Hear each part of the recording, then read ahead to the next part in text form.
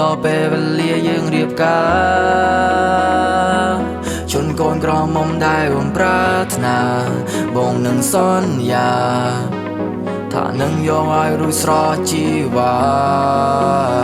ស្រឡាញ់គ្នារាប់ឆ្នាំអូនតែងទន្ទឹមថានឹងមានថ្ងៃនេះ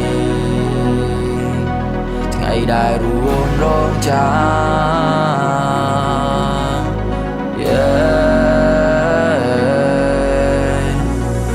លើនៅពេលនេះបងបានសម្រេចក្តីស្រមៃអូនអើយ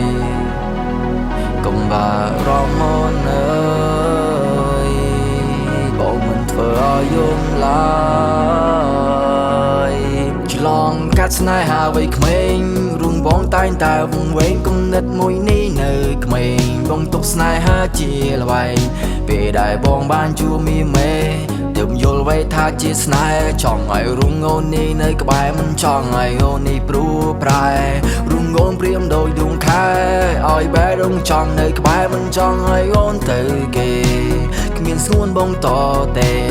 You are my special girl You are my only girl ជីវិតបងស្រស់បងប្រងពេលមានវត្តមានអូនចូលក្នុងជីវិតឥឡូវនៅពេលនេះបងបានសម្រេចក្តីស្រមៃអូនអើយកុំបារម្ភអូនអើយបងមិនធ្វើឲ្យយំឡើយជីវិតជាប្រៃប្រពន្ធឯងត្រូវតែស៊ូឯងត្រូវតែខំទូបីពួកឯងខឹងគ្នាឯងកុំប្រើពេលលា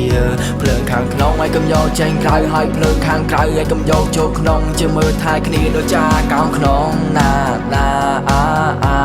ពួកម៉ែទាំងអស់គ្នាចង់ឃើញពួកឯងមានក្តីសុខមិនចង់ឃើញឯងឆ្លោះគ្នា